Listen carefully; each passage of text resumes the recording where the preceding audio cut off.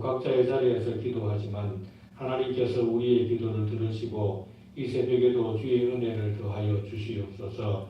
주의 십자가를 묵상하며 우리가 받은 은혜를 어떻게 보답할 것인지를 깊이 깨닫게 하시고 그리해서 우리의 삶이 날마다 예수 그리스도를 닮아가게 하시고 주신 사명들을 감당하는 삶을 살게 해 주시옵소서. 새벽기도 기간 중에 특별히 교회와 사랑하는 성도들과 가정들을 지켜주시어서 각자의 자리에서도 꼭 기도하게 하시고 기도할 때마다 우리 하나님께서 놀라운 응답 주시어서 이 한 주간 우리가 주님 앞에 엎드리고 기도하여서 주의 능력과 은혜들을 체험하고 풍성한 응답들을 보게 해 주옵소서. 이 시간도 주의 말씀을 받을 때에 성령 하나님께서 함께 하셔서 귀한 생명의 말씀을 잘 깨닫고 또 그 말씀대로 오늘도 종일토록 살아갈 수 있도록 이끌어 주옵소서. 은혜 주실 줄을 믿사오며 거룩하신 예수님 이름으로 기도드립니다. 아멘.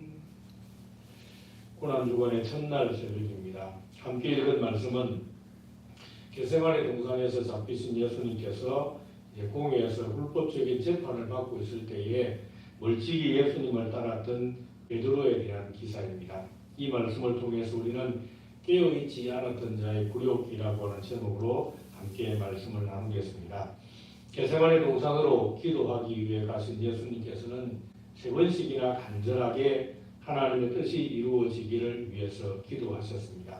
그러면서 제자들에게 와서 깨어서 기도하라 그렇게 말씀하셨지만은 역시 제자들은 피곤을 이기지 못하여서 잠이 들었습니다.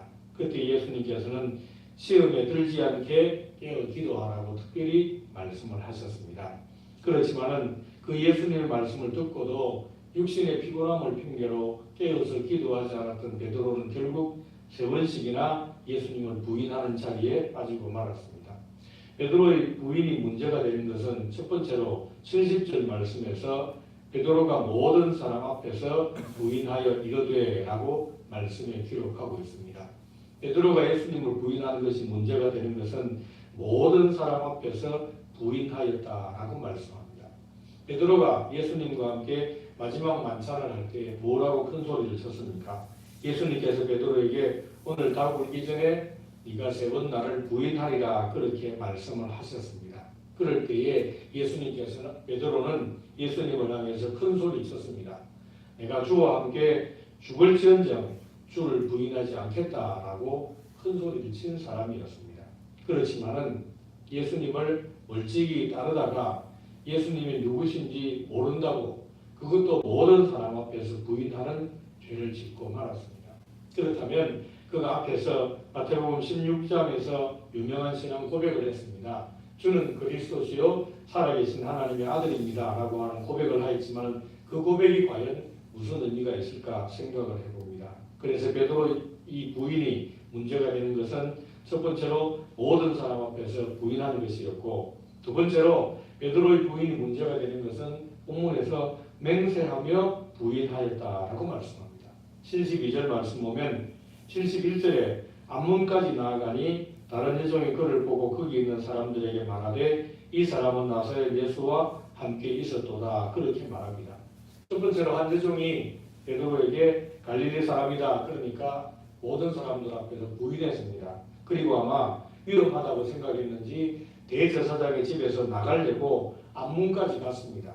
그런데 또 다른 여종이 그를 보고는 이 사람은 나사렛 예수와 함께 있었다 그렇게 이야기를 합니다.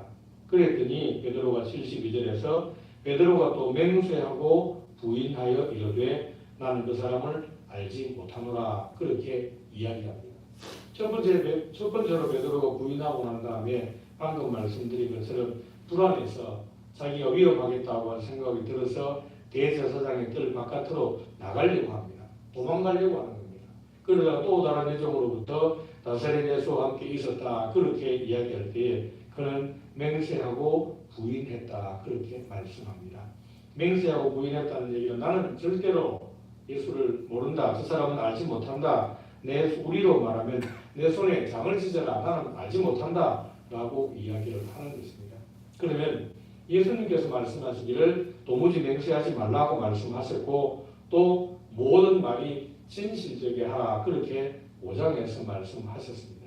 그런데 베드로는 자기가 맹세하면서까지 거짓말을 하고 예수님을 부인하는 그런 일을 하고 말았습니다. 이것은 예수님께서 앞에도 말씀드린 것처럼 깨어서 기도하라, 시험에 들지 않게 깨어 기도하라 그렇게 말씀하셨는데 그 말씀을 듣고도 깨어서 기도하지 않을 때에 어떤 일이 벌어지게 되는지를 우리에게 경고하는 말씀인 것입니다. 그러기에 우리도 깨어서 기도해야 할 것입니다. 세 번째로 또 베드로의 부인이 문제가 되는 것은 저주하며 맹세했다라고 말씀합니다.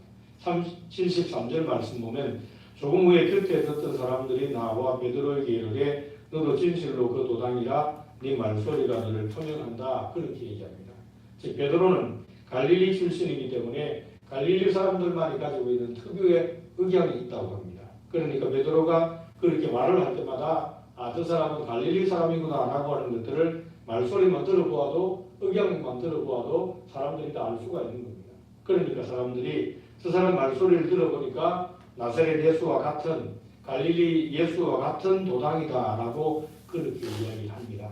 그때에 베드로가 뭐라고 말합니까? 74절 그가 저주하며 맹세하여 이르되 그렇게 말씀합니다. 여기서 말씀하는 저주한다는 얘기는 자기를 저주하는 것이 아니고 예수님을 저주하는 것을 가리키고 있습니다. 나는 저 사람을 절대로 알지 못한다. 저 사람이 어떤 사람인지 나는 알지 못한다라고 하면서 예수님을 저주하면서까지 맹세하고 그 사람을 알지 못한다라고 이야기하는 것입니다. 그러니까 베드로는 자기가 살겠다고 해서 주님을 부인하는 것도 모자라서 주님을 저주하고 자기가 주님을 모른다고 맹세하는 그런 죄를 짓는 것입니다.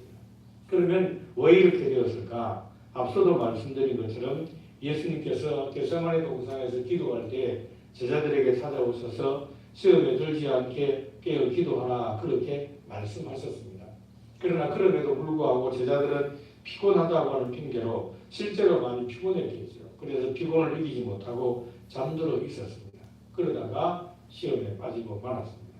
그러기에 우리가 신앙을 생각해 볼 때 우리의 신앙이 입으로 내가 주님을 잘 섬깁니다. 내가 입으로만 주님을 잘 섬기겠습니다. 나는 죽을 때까지 주님을 따라가겠습니다. 라고 하는 다짐도 중요하지만 그 다짐을 제대로 지키고 그 신앙대로 살려고 하면 깨어서 기도하는 것이 필요하다는 것입니다. 그렇게 깨어서 기도하지 않으면 우리가 아무리 말로 화려한 미사역으로 아름답고 거창한 신앙 고백을 한다고 할지라도 베드로는 하찮은 유정 앞에서도 자기의 신앙이 여지없이 깨어지고 말았다는 것입니다. 그래서 베드로는 그렇게 세 번씩이나 예수님을 저주하고 맹세하고 그리고 났더니 곧 닭이 울었고 그때 75절 이에 베드로가 예수의 말씀에 닭 울기 전에 네가 세 번 나를 부인하리라 하심이 생각나서 밖에 나가서 심히 통곡하니라 그렇게 말씀했습니다.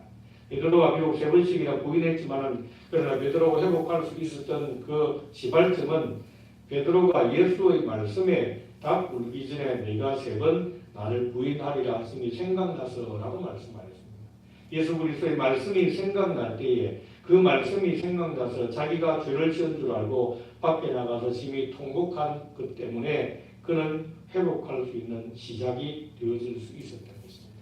그러기에 우리들도 비록 깨어서 기도하지 아니하고 어떨 때는 우리의 삶을 통해서 우리의 말을 통해서 예수 그리스도를 섬기겠다고 하는 그 맹세를 따르지 못하는 부족한 모습들을 보이기도 하지만 그러나 말씀을 붙잡고 다시 우리가 주의 말씀대로 깨어서 기도하는 그런 자세를 가져야 할 것입니다. 그럴 때에 우리도 비록 어려움 만나고 유혹을 만나고 또 우리가 주님을 시인해야 할 것인가 부인해야 할 것인가를 결정하는 그런 자리에 설 때도 있지만 그럴 때에 말씀을 의지할 때에 우리는 이길 수 있고 기도하고 믿음을 지켜갈 수가 있는 것입니다.